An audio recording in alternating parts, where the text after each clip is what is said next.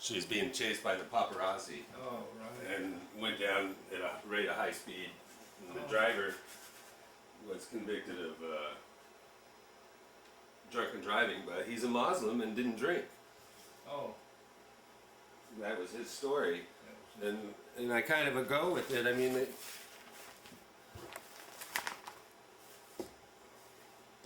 She reportedly wrote that someone was planning an accident in my car, brake failure, and serious head injury in order to make the path clear for Charles. oh, you know what, Dan? The other one is, can I scoot your chair over this way a little bit? Oh, sure. Yeah, that way it'll look much better for Yeah. us. Certainly. But you're going to get me in the black. Is it black again? They're going to be right in the shade there. Ooh, that's good. You'll be bright enough. Yeah. I just want to be. I don't want to look like You a just keep- sinister silhouette in this film. Well, that's what I'm doing is I'm getting the right winger.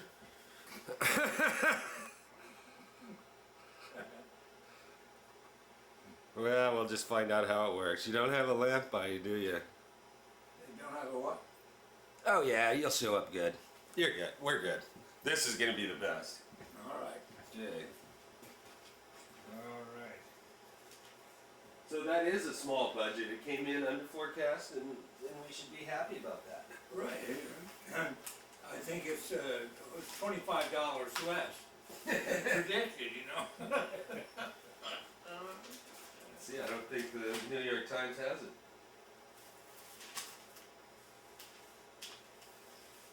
It doesn't have it on the front page. Right, what's the matter with the New York Times? I know. They have a different one that says, improvement in bottom lines is raising all economic hopes. Now here's a great headline.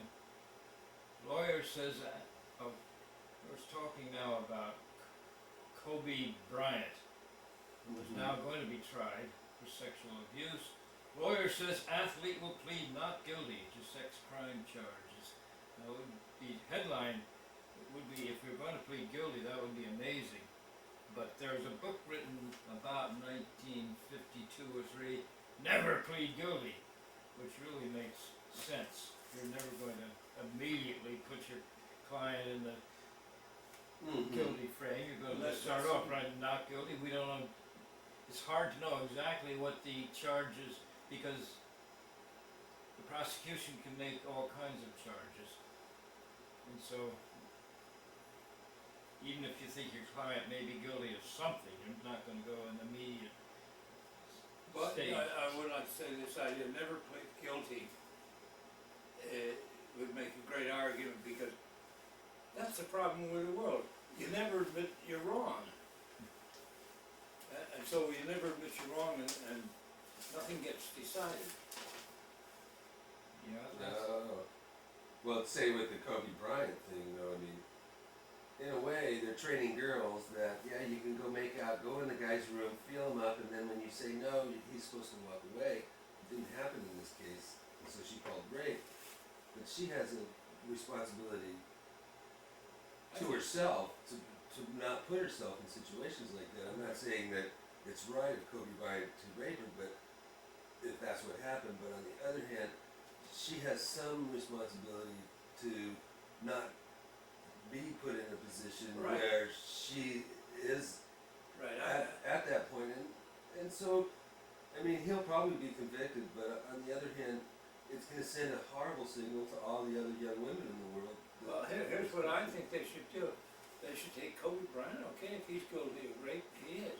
But on the other hand, if that girl was guilty of leading him into it, she should be accused too. And all the problems he has should be equalized to her. In other words, they both should be fined the same amount. And, yeah, it could That'd have be been right. consensual, and then she decided afterwards that she wanted to consider it rape. And, Right. and, So she's got to pay a penalty for that. because it was consensual right up to, you know, some certain point.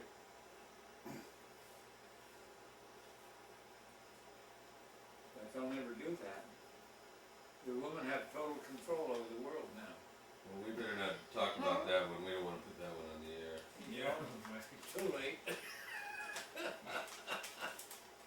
Ecuadorians put Chevron on trial. Company accused of class actions lawsuit of despoiling Amazon region with crude. Now that's a big, big thing. Oh, yeah, that's horrible. They just put this pipeline across there that they're just letting leak. Class action lawsuit against oil giant Chevron Texaco opened today in a small cinder block courthouse in a frontier oil town in the Ecuadorian rainforest. That is big stuff. That's wonderful Yeah, rainforest that we know we have to, protect. or at least we know we need to treasure those things and not to go around despoiling these things. Incidentally, the deficit of $374 billion was $90 billion below what was estimated. Oh, well, Wall Street must be jumping for joy. Right, and then the Democrats are now accusing the Republican of falsifying the original deficit. Well, I would imagine they're probably falsifying the final figures. I mean, rather than, they probably falsified both, but maybe use some kind of mirror program to Right. make it look like it's not as big so that they get a little surge in the market going again. I mean, at all costs, the administration has to have this economy turn around or they're out the door. I mean, doesn't matter if we're in another war or not. There's very few things that are gonna rescue this administration. Well, I think the medical problem's gonna come up pretty sharp. Okay, I'll get back to this Chevron on trial. Humberto Plaguage, 39 years old, a member of the Sequoia Nation and a village school teacher who lives beside the Agua Rico River, has experienced firsthand the toxic consequences of oil exploration. For 30 years, he said, residents of the jungle region have been dying of cancer, hepatitis, and skin infections. People lack clean water for drinking and bathing, and widespread deforestation has encroached on traditional fishing and hunting grounds. Well, I don't see how hepatitis could be considered an oil-related problem, but maybe just the increase in poverty, Yeah, he's talking about the whole That, thing. was poverty, Yeah, and the lack, the deforestation, Mm-hmm. and they're interrelated. They are. When you destroy the forest, you destroy the clean water, and then when you destroy the clean water, hepatitis, invades. The plaintiffs had originally hoped the case would be tried in the United States. The Federal Appeals Court in New York ruled last year that the matter should be decided in Ecuador. Now there's something I think shows our judicial system can have fairness and so forth. By sending it back to, Yeah, the forum should be the place where the facts, the crimes occur. yeah, and we abided by that rule. I think that's good. How much easier it would be to say, oh, well, we're so civilized here. It should be in any federal court except Well, any federal court in the United States. We're so civilized would be better than to have it in this little tiny town of Ecuador. yeah. And actually, it should be held in Ecuador. It should be held in Ecuador, and we. And our laws should uphold their, if Ecuador wins in Ecuador, say, they're not gonna win anything because Chevron doesn't have to abide by it. Because they're not really Ecuadorian. The way I didn't As a understand. multinational corporation, they can just not pay anything because Ecuador doesn't have the assets to enforce anything against Chevron, because Chevron's bigger than Ecuador put together. I'm sorry, I don't. I'm You just mean saying then that, you mean then that this was a trick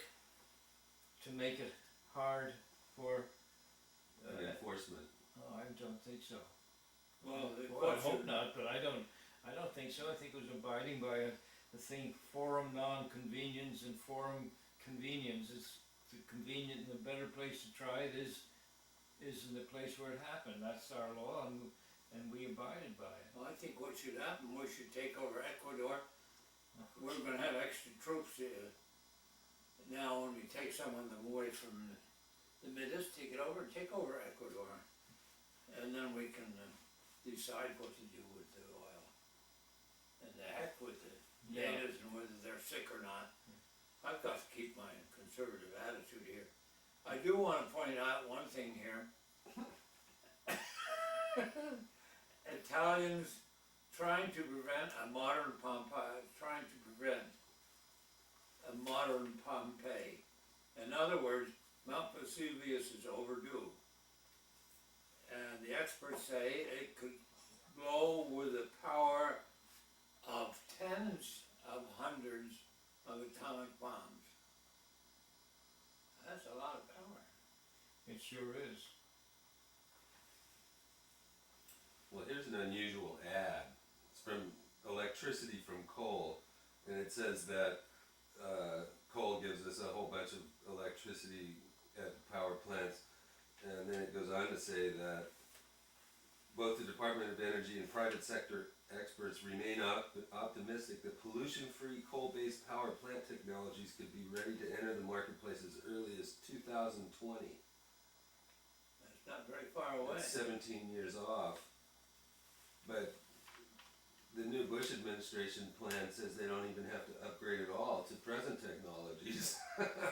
Well, you know, coal is about the dirtiest thing you can get out of the ground. You know, Yeah, it's the dirtiest It's thing much you can dirtier burn. than oil. he knows about it. He mined. You mine coal. Yeah, Well, I worked in a coal mine, but he that, did. what I'm thinking is, you know, the United States has enough coal underground to last even more than these estimates of oil. Because that comes before it turns to Right. oil. And they have pockets of coal in the western states that are 75 feet deep, you know. And where I was mining, where they had a very high-grade coal, they were about 3.5 and 4 feet deep. Oh, that's Vein. it. The vein. And here's a vein 75 feet deep. Well, you know, it still has to be crunched down. So, and they take that stuff out and burn it. And If it's they did dirty. that, that's almost like burning wood. Yeah, yeah. I don't know, but I would say that they gotta have some pretty fancy stuff to get that. Dirt out of there. But anyway, the ad goes on to state that it's better for our economy and cleaner for our environment. Electricity from coal is one energy source that gives us both what we want and what we need. But I don't think the technology's quite there yet. And then they got an exemption from even having to put it in. I mean, that's kind of crazy to put this ad in, you know, and people that read the paper actually know that they just spent big money to get an exemption from the president. Yeah. Maybe not that big of money. Maybe it only cost them $1 million or $2 million in donations. Yeah.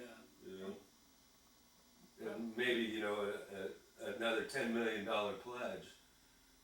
Yeah, a constant banging away at us. Yeah. I want to return to this Chevron oil thing. I said this native, Piagua, I'm a little nervous, but I also have hope. This is the moment when Ecuador needs to demonstrate that there is justice. I know the company is very powerful. If it can influence a judge, we will be worse off than we were. And then to read to you also that the plaintiffs had originally hoped the case would be tried in the United States, but a federal appeals court in New York ruled last year that the matter should be decided in Ecuador. But in a landmark decision, the court also warned that any judgment against the oil company by the Ecuadorian court would be enforced in the United States.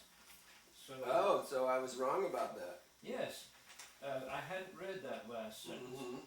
and I frankly was so sure that this was a good application of our law, I came to the conclusion that that's, so I'm happy to say that's, my inference turned out to be correct. Well, you know, back to Homeland Security here, the legal abuses in the sniper case, and then the sniper case is also front page news on the New York Times. Sniper suspect, his own lawyer's trial opens. My real complaint is with the lack of cooperation between the FBI itself. I mean, up in Bellingham there, where they were before they went back east, the local paper reported that 2 gun shops had turned this guy in for wanting to come in and get a silencer made for his gun. He wanted his gun sawed in half and threaded so he could put it in a briefcase, you know, and it was a Bushmaster. And he did all this with his Bushmaster. So since the local gun shops wouldn't do it, Bellingham's the county area is a well-known, rifle. Everybody got them. And so he went across the border into Canada with his rifle and tried to get Canadian gun shop to do it. And that Canadian gun shop had turned him into the ATF, the Border Patrol, the Customs, everything. And the guy even returned for a second trip to the same gun shop. And again, got turned into the Customs and Border Patrol and everything. They didn't stop him. And then, so they had all those reports in the Little Northwest section of this guy that wanted a Bushmaster with a silencer on it. And they still never put it together. I mean, I just find that almost appalling that there were that many reports. And where the guy was living, he was living in the Mission. And the pastor at the Mission even turned the guy in because he was taking all those trips to the Caribbean. You know, he's living at the Mission and flying down to the Caribbean. And who figures that one out?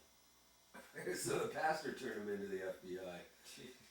And then the FBI went on and did nothing with it, did not make the connection at all. Well, even when they were told who it was, and that one friend of his turned him in, the tree stump where they came and cut it out that morning. Yeah. Well, they found out about it about noon the day before and didn't bother with it at all.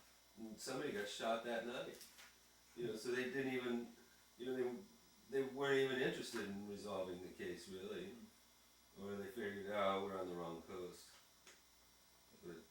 And here they had the East Coast terrified for a month. Well, no, they flew they broke one of the major rules that hasn't been broken since the Civil War, which is you can't use military force, American military equipment and force in the civilian area. So they were flying the super secret military planes over the Washington D.C. area. I mean, so they got special permission to do that. Why would they want to resolve the case if they can, modify that 1865 law?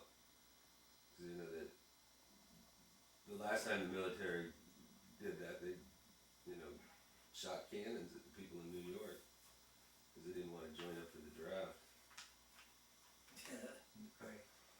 Back to the Chevron case. He and the other plaintiffs have waited more than a decade for their day in court. They are seeking a thorough cleanup, detailed monitoring of the long-term health effects of the contamination and damages that could total more than $1 billion. The trial, this surprises me, is expected to last. Now I'm going to ask you guys, how many days would you think this trial would last? Well, 10 years. Well, the original suit alleges that Texaco dumped 18 million gallons of toxic waste into hundreds of unlined open pits, estuaries, and rivers between 1964 and 1992. And this article says expected the trial to last 6 days. I don't see how they could do it in 6 days. To Sounds make like a good opening argument, which probably take about 4 or 5 hours. doesn't sound like it's going to be an American form of justice. It sounds peculiar to me.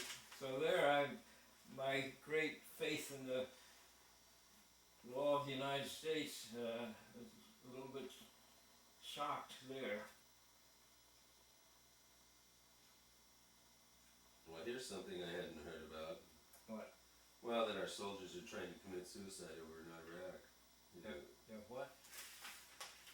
the fact that the Army is examining a number of suspected suicides among soldiers in Iraq may be a sad reflection of the poor situation they've been placed into by the current administration. Whoa. I had no idea, I hadn't seen that news. It's a letter to the editor though, so. Oh, it's a letter to the editor, yeah, well, okay, letter to the editor. I don't mean to talk it down, but it's different. Right. Far from it, I think there are many, many excellent letters written to the, Oh, well, this is a good one, I mean, it's bringing up news we hadn't known about. yeah. But that, you know, if that's true, then when we bring our troops home, we're gonna have a, Big hearings. well, not big hearings, but individually, it's gonna take a lot of support to make them feel comfortable and welcome back. You know, so, not that we're dissing them or anything, it's just that they're being placed in a situation where, you know, they don't have a clear mission. So they're being shot at and there's no way to shoot back. And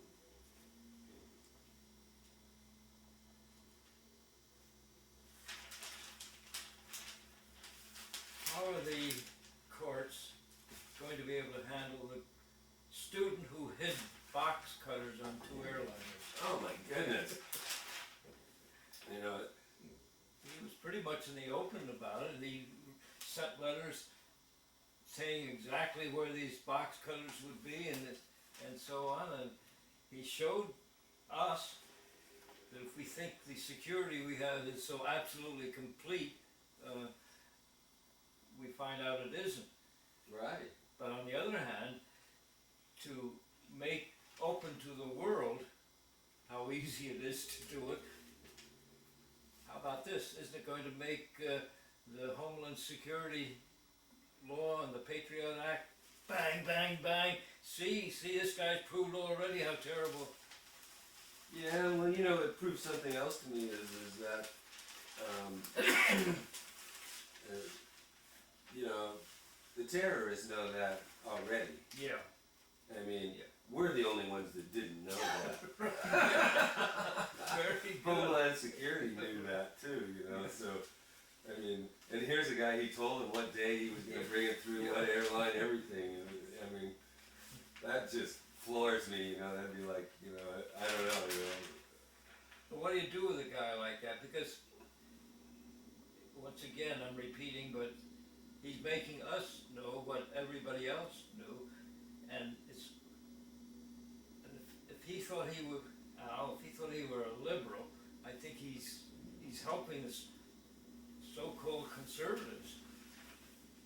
He said- Well, I don't know. Because that's gonna be more fear. Oh, yeah, oh, yeah. More fear, we can get the thing, we got the Patriotic Act, we gotta get down, we gotta get everybody knows what everybody else is doing every instant, every nanosecond, every octosecond. You know what a octosecond is?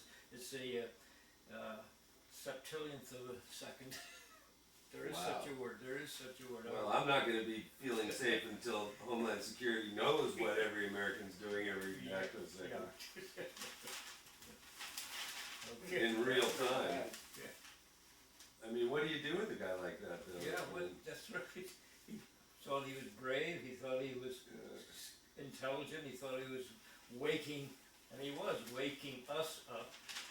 But when you do that, unintended consequences, it's a good point, I hadn't thought about well, it. you know, actually it's probably somebody who just looked at it and said, you know, we're being lied to.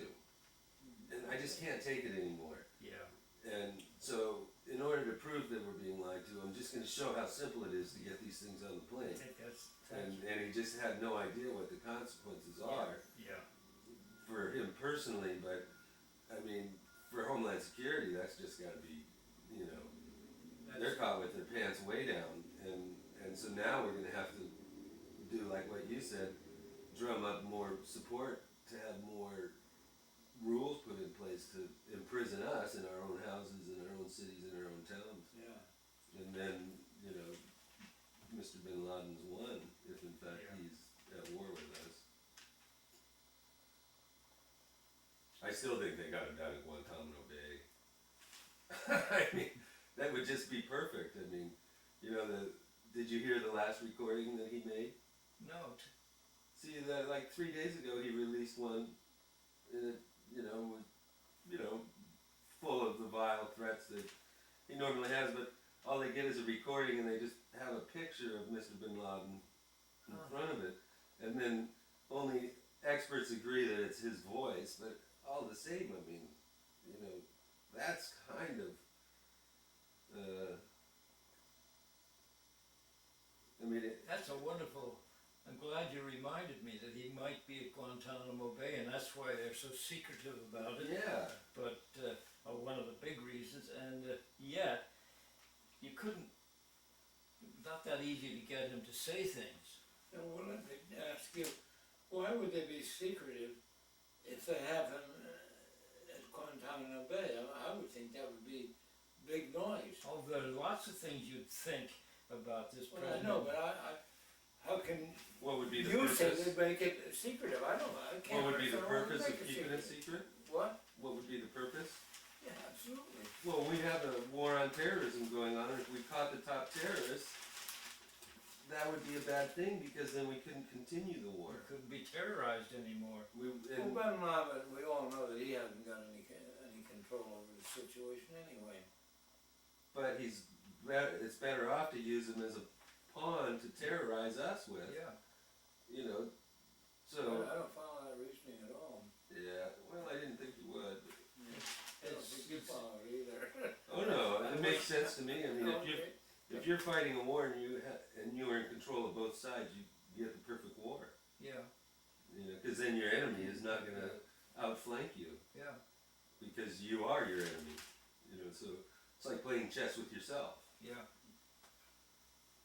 You have to measure things to see whether that's true, because if it's known that you have him,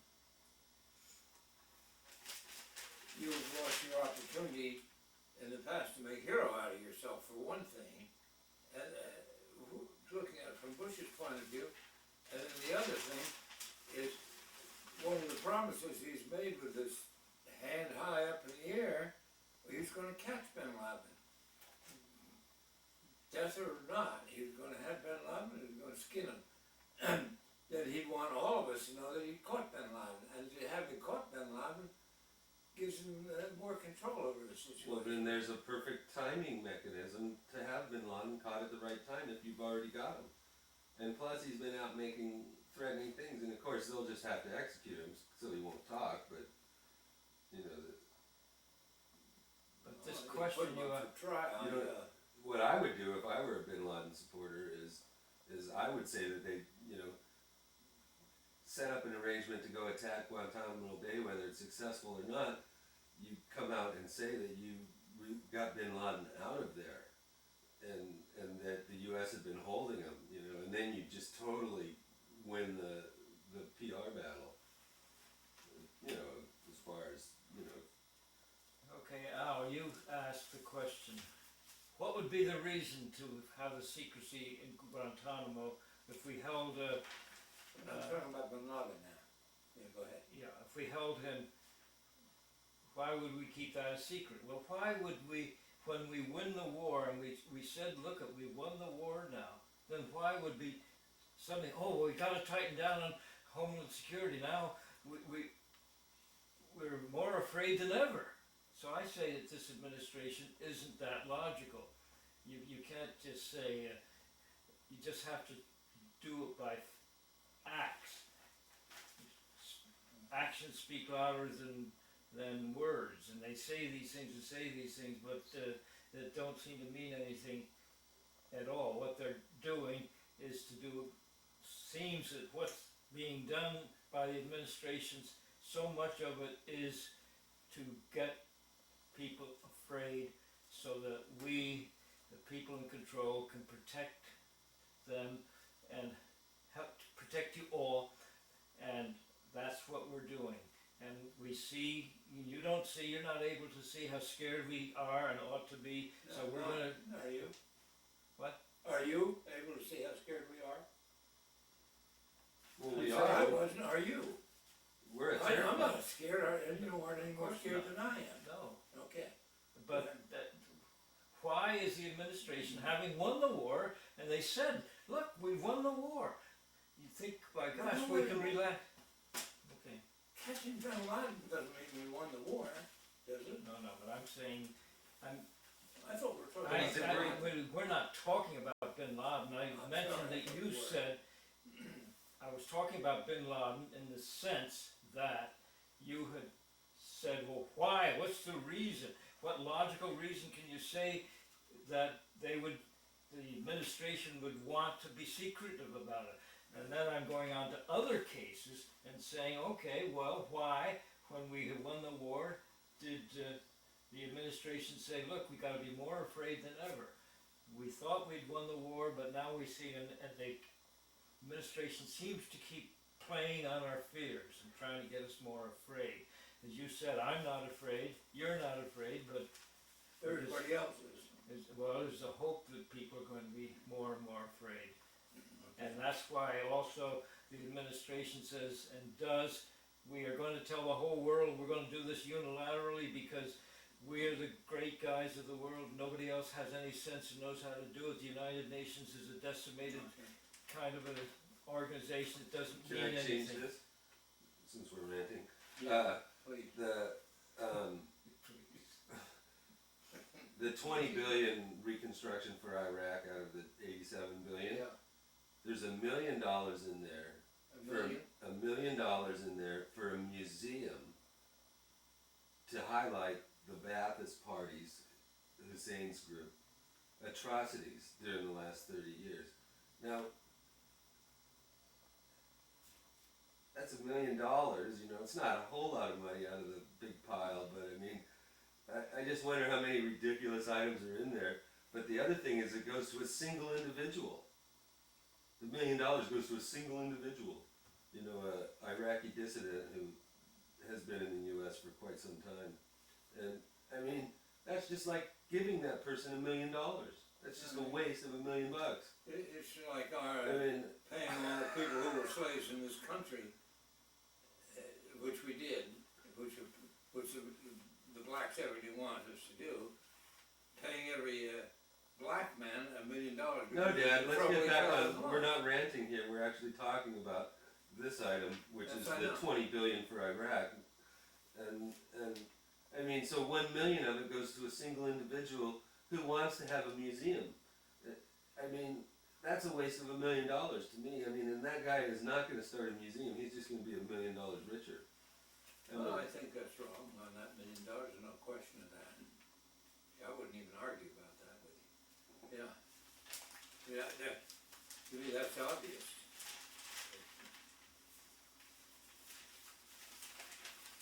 But on this other thing, I can't understand the reason.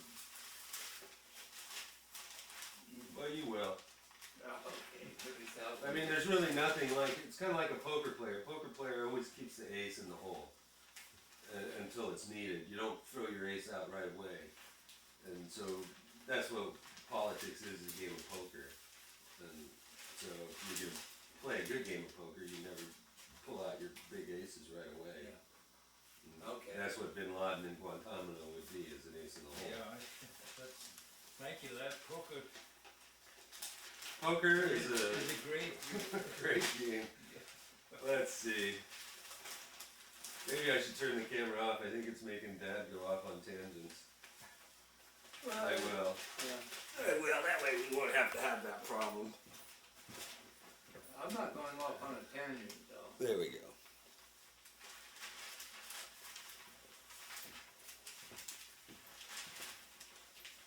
sniper suspect begins defense. Now, this is a wonderful thing. Remember the guy who was killing all these, That's the guy that I was just ranting about in the beginning, that the FBI couldn't catch him. yeah, You know, he was up in Bellingham there going to gun shops with his Bushmaster rifle, trying to get a silencer oh, made. yeah. All right, the accused, okay, he fired his lawyers on Monday, and he took control of his own defense, telling the jury in a rambling but at times forceful opening argument that I had nothing to do with these crimes, The surprise move seemed the result of a sharp philosophical clash.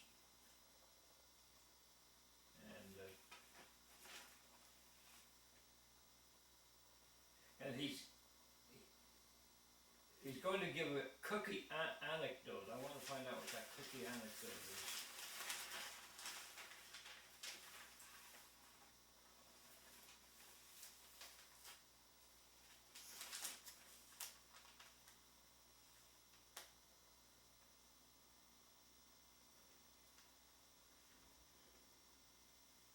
Now, I don't understand why we don't put more money into, like, solar energy, which the technology is here right now. And instead, you know, we're trying to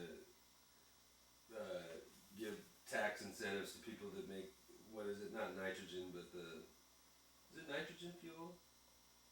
I don't know. Hydrogen. Yeah, I'm tired. Hydrogen pellets, which is really, at this point, an unworkable system. Well, we've been working on that for what, 50 years, really? Really, we have. I mean, yeah, and yet we have an energy source in solar electric that's available now.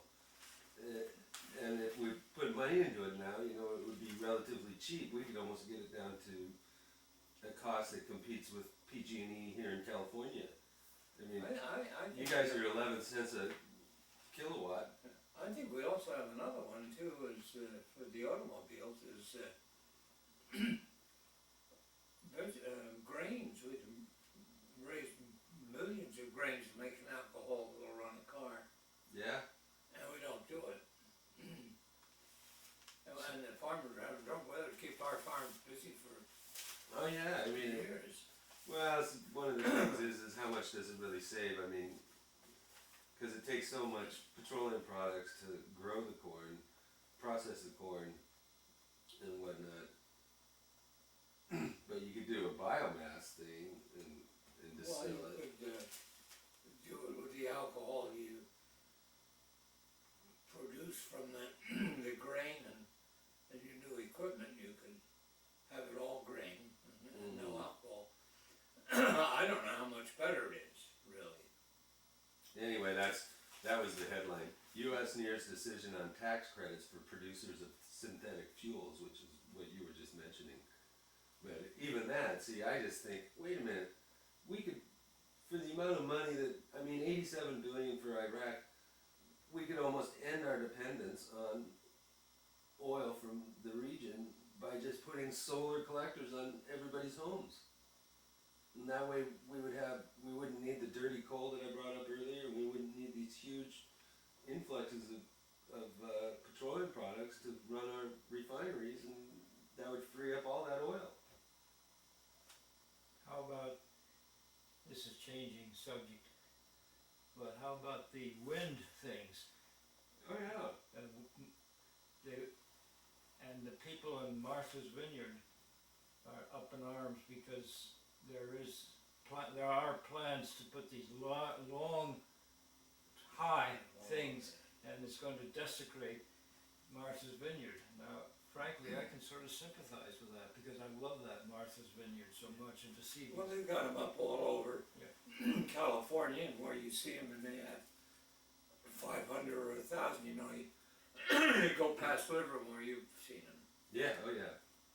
I think they look pretty on those hills myself. No, they don't look bad. There's nothing else. Right. After the So for Martha's Vineyard, what they want to do there is put a floating farm of windmills out at sea because the wind's constant there. Yeah, right. So the conditions are perfect for it. You know, the winds are not usually so severe that they would destroy the system, but they're constant enough that they could have a source of power that would last, you know, up and down through the cycle of power needs of each day. Right. So the winds don't die down, but there would always be a constant wind velocity that they could count on. Right. And there is a point where you can see here's this little island, you can get an idea just how much they can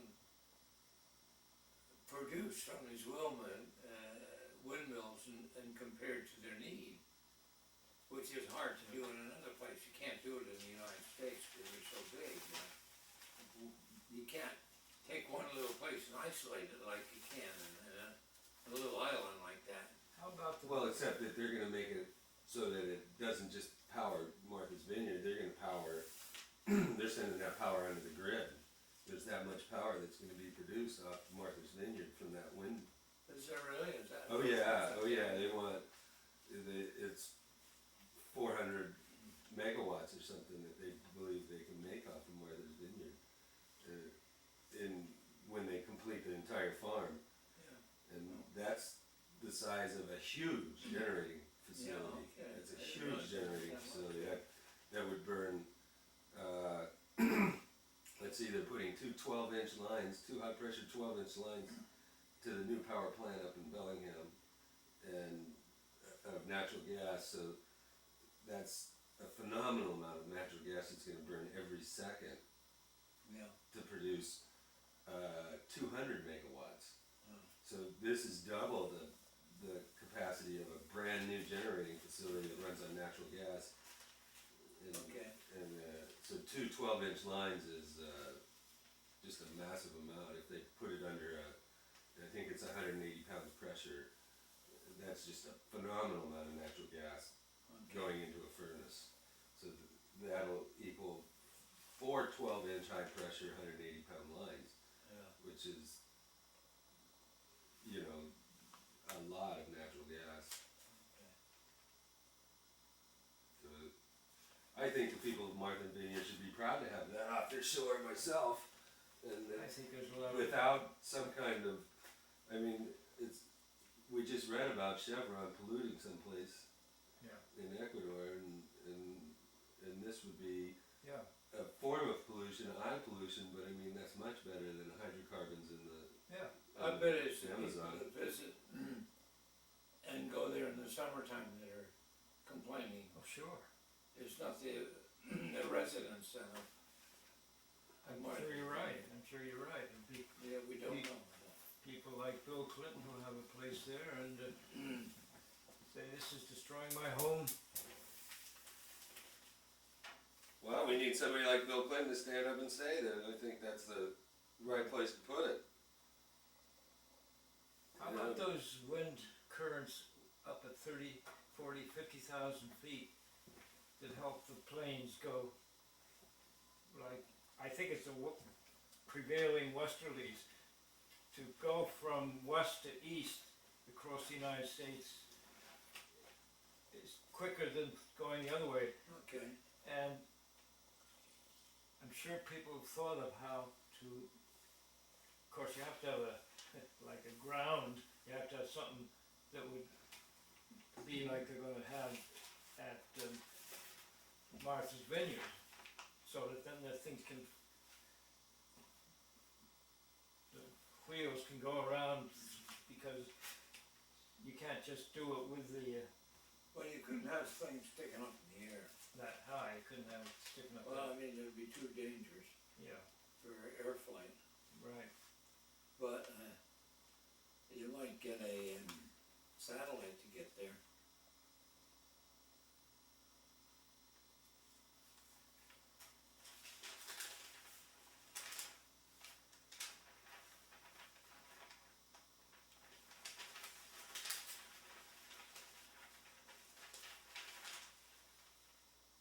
Well, there's not much in the news we can actually talk about. Actually, it's pretty dull, isn't it?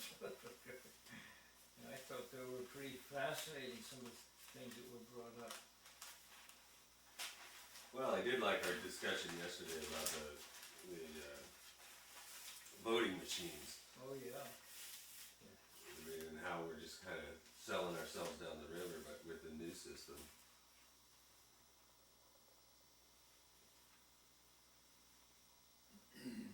I really think that this article about Pompeii is kind of interesting. That the experts say they're gonna have another explosion, which will be tens of 100 times as powerful than an atomic bomb. Mm-hmm. And we sit around here, you know, that's world shaking. It's not tens or 100 times as powerful as an atomic bomb is a serious amount. And if that happens in Italy, it's going to have a tremendous effect over that whole area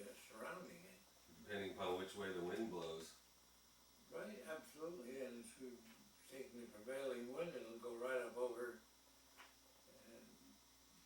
Eastern Europe Well, and right around the no. Caspian Sea and so forth. here you go. I've got the prevailing winds from Greece here. It swallowed a whole civilization. Scientists revisit Aegean eruption, far worse than Krakatoa. It's got New York Times. I know it's got a huge article here about a volcano that blew up in 1645 BC. Oh, it does? And some people even say that it was, maybe responsible for the draining of the Red Sea when the Israelites crossed it. Oh, yeah. I don't think it says anything in here about that, but that's one of the theories, that when Moses parted the ocean, it was actually a retraction of the ocean before a tidal wave came into the marshes there. And it does cover that zone right at the end of Egypt. Boy, you should take even that little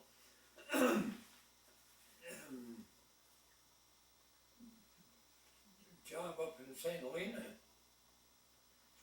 That covered, that practically destroyed one whole area there, and the smoke went out over 300 miles. Oh, St. Helens, yeah. And that dropped, and it affected, and that was just a chicken feed thing compared to this. This case against John Allen Muhammad, who was the defendant and is the alleged sniper killing these 10 people.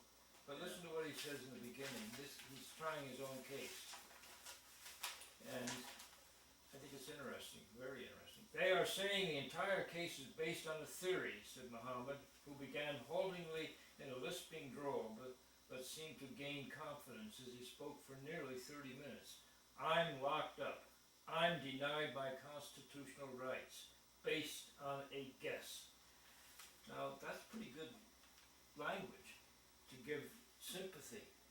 But what also interests me is it's putting the conclusions without any of the facts. And to get, of course, to somebody not knowing what the whole context was, or what all the circumstances were, that would be pretty, oh God, this poor guy's in jail, constitutional rights, and here's just one little guy. And he's doing a pretty good job on that, but it's showing how basic it is to have proper judicial systems whereby the people testify in open court as to what are the facts on which he's being accused. Now, this is just, when I first read those words, I thought, oh gee whiz, yeah, this is poor guy, I mean, maybe he is innocent. Well, okay, enough said, we'll see what happens and so on. Well, we do know he's the guy that was running around Bellingham with a Bushnell rifle trying to get a silencer for it. Yeah, And looking for a case to put it in yeah. And looking for somebody that would cut it in half and put it in a briefcase. Well, that's terrible. I mean, who else needs to do that with a rifle, you know? Everybody wants to do that with rifles, though. They do. They do. I mean, I think it's probably becoming more common now, yeah. yeah, I mean, you see some homemade ones like that up there every now and then. Somebody cut their rifle in half and threaded it, and I'm like, don't you realize how dangerous that is, I mean, you can't, the bullet passing through there is going, the starting rate of a bullet is its highest acceleration moment, so if there's any kind of shift in the barrel or anything, it's gonna cause potential backfire issues, or splinter the barrel. That isn't perfect, but, Yeah, if you don't make it perfect, you're pretty much in trouble. yeah, that's a dangerous thing. The Bay Area is the capital of pirate radio stations, low power, unlicensed stops on the FM dial, and now they are leading the rebellion against corporate giants of the airways, lawyers, and raids by the FCC. So that's good old San Francisco. and raged, Pirate radio stations. you know, but who was doing the propaganda part? Wasn't the They're lawyers? leading a rebellion. The pirate radio stations are leading the rebellion against corporate giants. And what was the next sentence after that? Let's see. I better get that. The USA. The Bay Area, let me- it's confusing, and I don't pretend to know it all. Well, I thought you The said Bay something about Area, the lawyers. the Bay Area is the capital of pirate radio stations. Low and then dash, low power, comma, unlicensed stops on the FM dial. I've just seen And them. now they are rebelling, they are leading a rebellion against corporate giants of the airways, lawyers and raised by the FCC. It's the lawyers that are raising it, right? That's what I'm trying to do. Don't you say your lawyers? No, against corporate giants of the airways, against lawyers, and against raids by the FCC. Oh, against lawyers, right? Yeah. Okay, I just didn't quite get No, that. it's not easy, I didn't, It is a big order they've got up against them. I mean, to go against all that. yeah. Oh It my is. God. So the political parties are now using personal data and new technology to court voters.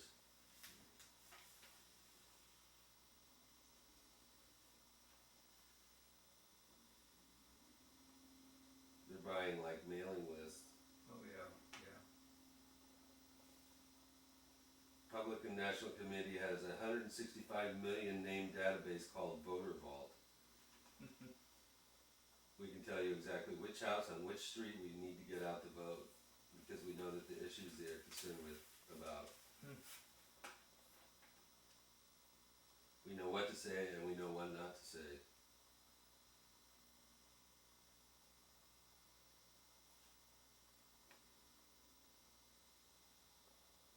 You know what I think part of it is, I've gotten kind of tired of reading the paper for the editorials strictly.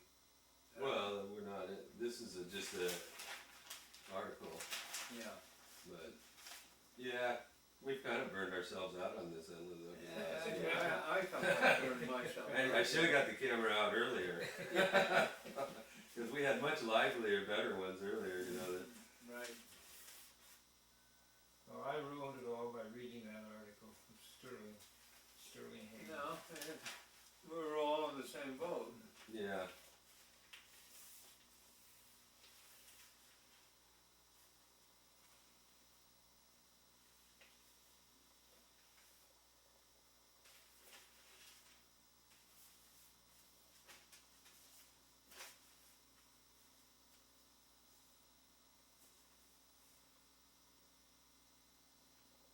This first paragraph will help, try to read it so it's easy.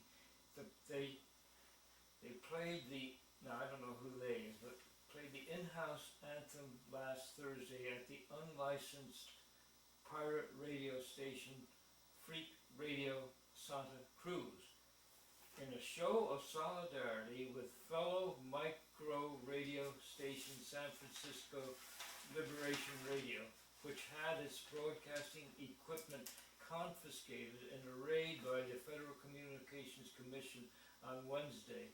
Freak Radio played, quote, "Screw the FCC," close quote. So I think that gives an idea of who's doing this fighting. This San Francisco Liberation Radio was one of the radios which was seized by the FCC. And so it's radio stations somewhat like that. Yeah, okay. Yeah.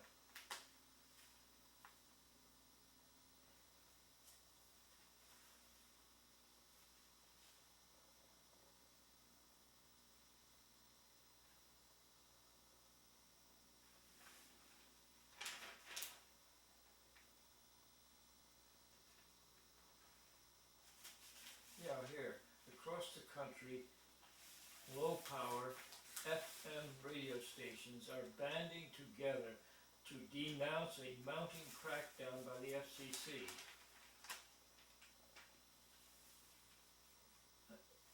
So I'm getting, just, that first thing didn't help me too much, but reading further into the article, I'm beginning to see Okay. whether or not this is an important thing or not. I think it will, may be, that's what I'm. Wow. This guy snuck box cutters onto planes 6 separate times. Sneaks box cutters into a flight from Raleigh, Durham to Baltimore, Washington. Returns to Raleigh, Durham with again carrying box cutters in which case 2 days earlier. He takes box cutters with him when he leaves the jet. Flies from Raleigh to BWI. In one of the jet's bathrooms, he leaves a packet containing box cutters, 8 ounces of bleach, and a sunscreen bottle, 10-12 ounces of molding clay and matches. Returns to Raleigh, Durham, leaves a similar packet in the jet's bathroom. September 12th packet with 2 box cutters is left in the bathroom of a jet. September 14th packet with 3 box cutters is left in the bathroom of a jet. September 15th, oh, it's just day after day. Hutwell sends email to Transportation Secretary describing all 6 incidents and the locations of the packets. He says he left the packets as an act of civil disobedience, blah, blah, blah. The last 2 packets are found in jets in Houston, New Orleans. The TSA notifies the FBI, which locates Hotwell. So, I mean, here he wrote him emails that he was going to do it. They found all the evidence, and then it still took him to turn himself in. Yeah, Yeah. That's just unbelievable to me. yeah. I mean, You know what he can get for that, I read? oh, he's going to do some time. 10 years, he Minimum. can get 10, no. Probably each crime. Oh, I see what you mean, yeah, but, yeah, for each crime, he can get 10 years, yeah. And it just shows this innocent looking kid walking through an airport.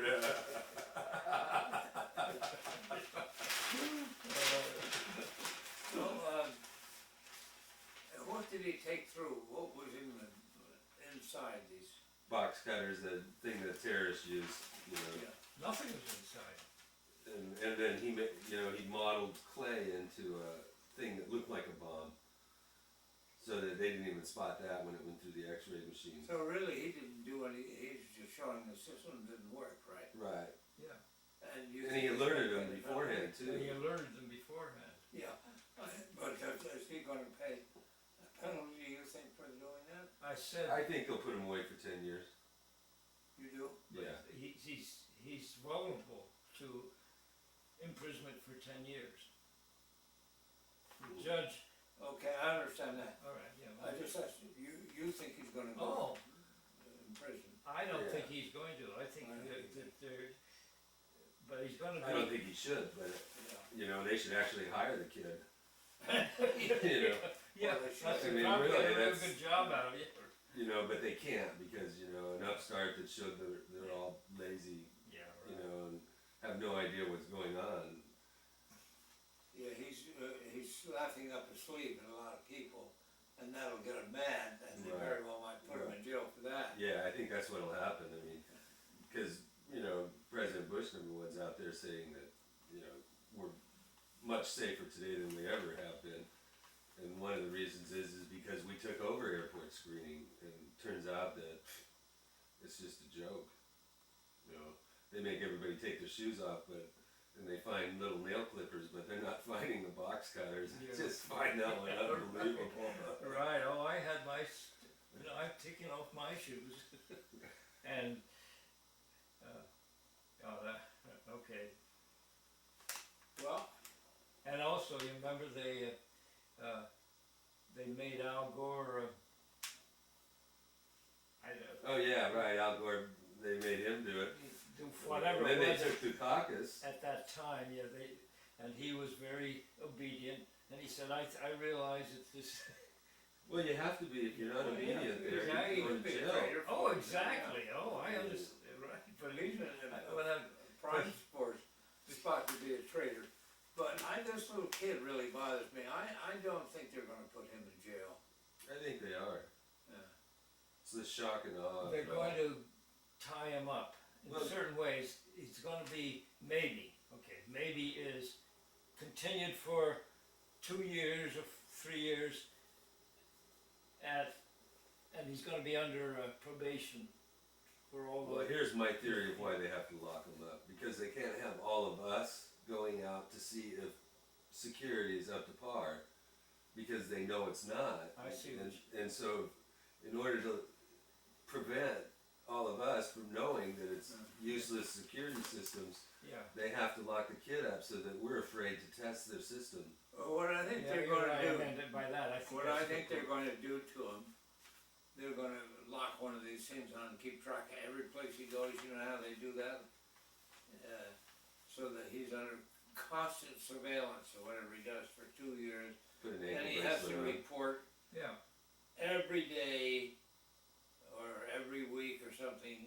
Well, he's definitely gonna be banned from taking airline flights. Yeah, and he's gonna be banned from all sorts of things, but they're gonna let him go. well, why I not go, don't think they're gonna put him in jail. I think they have to put him in jail to prevent the rest of us I from. think that, okay, I'm not saying I know that this is what happened, but Jim's got a very persuasive argument that the need to get it up in the air that this guy served jail time. Right. You know, and that Yeah, also helps the officials, or whoever we want to call them. Okay, we did our job. well, they can also come out and say, well, we really didn't wanna charge him, but he did break the law, and so we have to charge Oh, him. And so they can get their compassionate out that way. They're not gonna keep him in jail for 10 years, so. Oh yeah, well, they'll keep him in jail for 2 years minimum. We got a very, And they'll probably send him to some badass place, you know, Attica or something like that. I got a very interesting article to read, and I think it deserves about 2 minutes. Get out your pencils, everybody. It's pop quiz time. And no, it's not open book. What do you think this is? The California gubernatorial debate? Take a look at the following quotations. Massaged only to remove dead giveaways like proper names and the occasional word tense. Can you tell which come from Lou Bannon's indispensability?